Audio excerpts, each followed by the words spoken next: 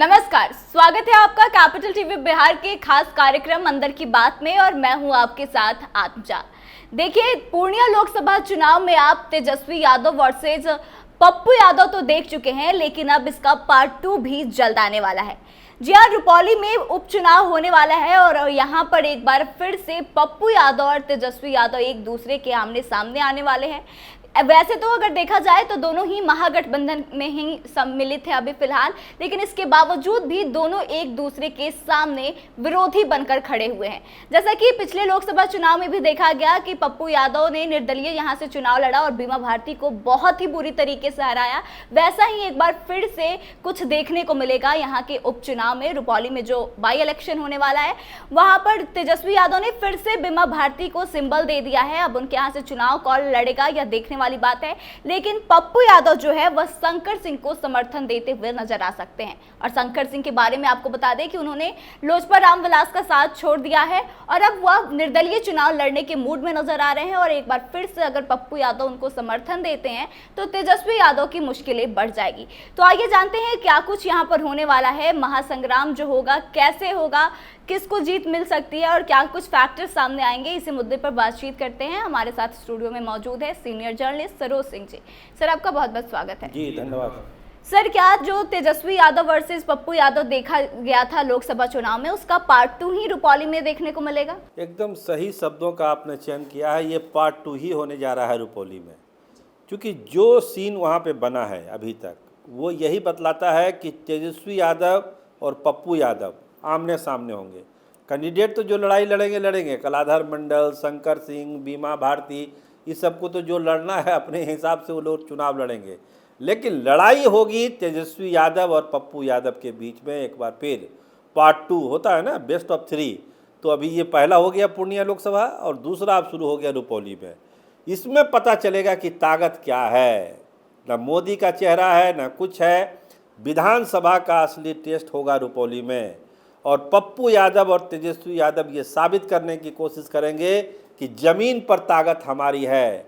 आप बेवजह उड़ रहे हैं, उड़ने का कोई मतलब नहीं है। आपने जो गलती की है पूर्णिया में, वही गलती आप रुपौली में दोहरा रहे हैं। इस बात को साबित करने के लिए पप्पू यादव किसी भी एक्सटेंट तक जा सकते हैं। आपने एक चर्चा की कि हो सकता है कि शंकर सिंह को भी वो अपना समर्थन दे सकते हैं।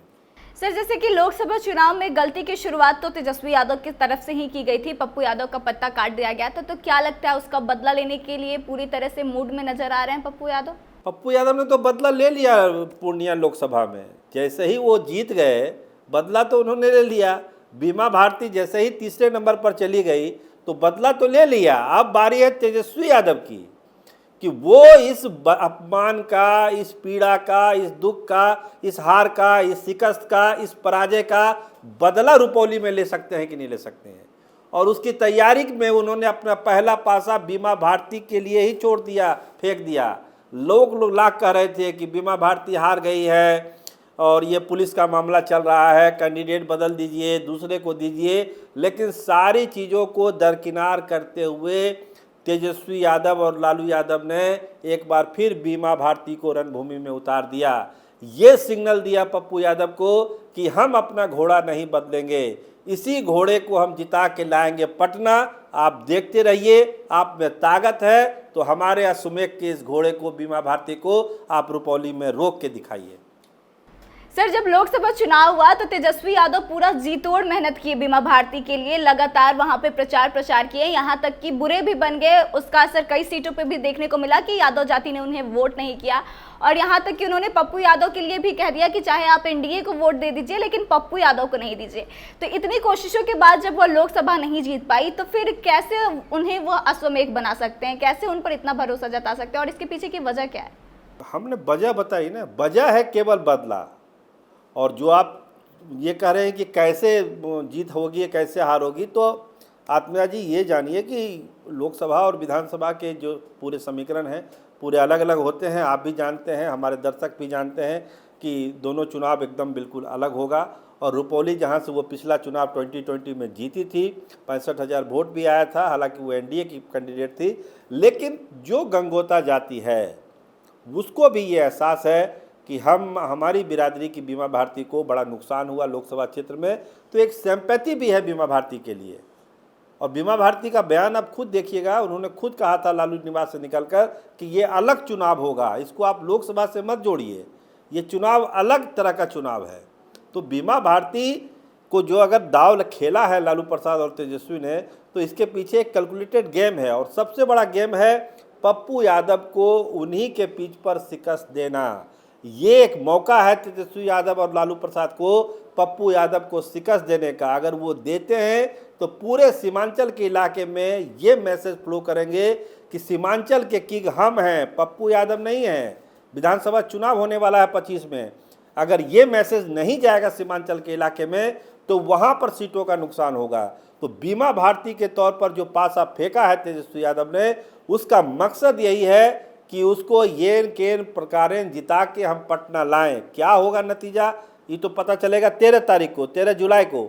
लेकिन कोशिश यही है, इरादा यही है, प्लानिंग यही है, योजना यही है और रणनीति यही है महागठबंधन की कि पप्पू यादव को उन्हीं के मैदान में परास्त कर दिया जाए।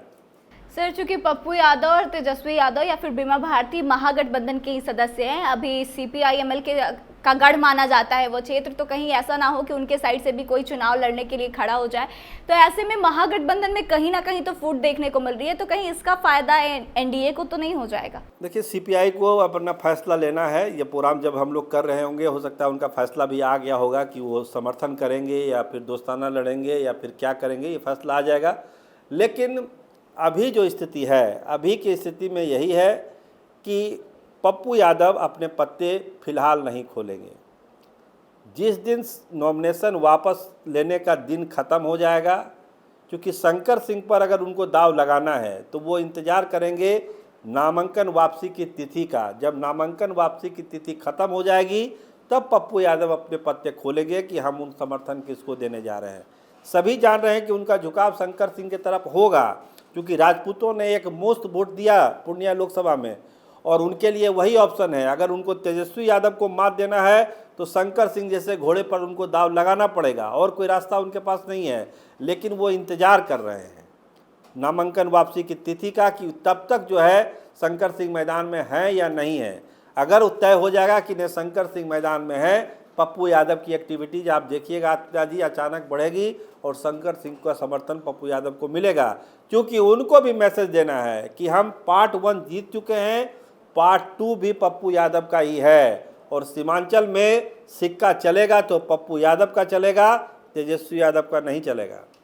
सर, अब पार्ट 2 की शुरुआत जब हो ही गई है तो पार्ट 2 में ये जो जंग हो रही है, क्या कुछ होगा, इसका देखने को क्या मिलेगा, पूरा माजरा क्या है? पार्ट 2 तो शुरू हो गया और पार्ट 2 के ट्रेलर आने शुरू हो गए। पप्पू यादव बोलना शुरू कर दिए, दिलीप जायसवाल बोलना शुरू कर दिए कि भाई बंदूक गरजेगा तो बंदूक को शांत करा दिया जाएगा। तो ट्रेलर तो आने लगा है, कलाधर मंडल बोलने लगे, शंकर सिंह बोलने लगे हैं, और सबसे बड़ी बात कि बीमा भारती बोलने लगी है कि रुपौली विधानसभा चुनाव से भारी मतों से जीतकर वो पटना जा रही है। ये उनका कॉन्फिडेंस है रुपौली को लेकर। तो देखिए रुपौली की जनता उनको कितना साथ देती है, ये तो देखने वाली बात है। लेकिन पार्ट 2 पार्ट 1 से ज़्यादा मज़ेदार होगा, ये हम आपको बता देते हैं। सर, आपका बहुत बहुत धन्यवाद। जी, बहुत शुक्रिया आपका। तो देखिए, रुपौली में बाई इलेक्शन होने वाला है और जैसा कि हमने पहले ही आपको बताया कि लोकसभा चुनाव में तेजस्वी यादव वर्सेस पप्पू यादव का पार्ट 1 तो आप देख चुके हैं, लेकिन रुपौली में इसका पार्ट 2 देखने को मिलेगा, जो कि लोकसभा चुनाव से भी ज़्यादा दिलचस्प होने वाला है। और देखने वाली बड़ी बात होगी कि बीमा भारती जो कि ओवर कॉन्फिडेंट नजर आ रही हैं, यह बात कह रही हैं कि दोनों चुनाव में काफ़ी डिफरेंस है और वह इस चुनाव में जो बाई इलेक्शन होने वाला है उसमें चुनाव जीत कर पटना आएंगी। तो क्या कुछ जनता तय करती है वो तो बाद में पता चलेगा, लेकिन आपको क्या लगता है कितना दिलचस्प होने वाला है ये चुनाव? कमेंट करके अपनी राय जरूर बताएं, वीडियो को शेयर करें और आगे के तमाम अपडेट्स के लिए देखते रहे कैपिटल टीवी बिहार। धन्यवाद।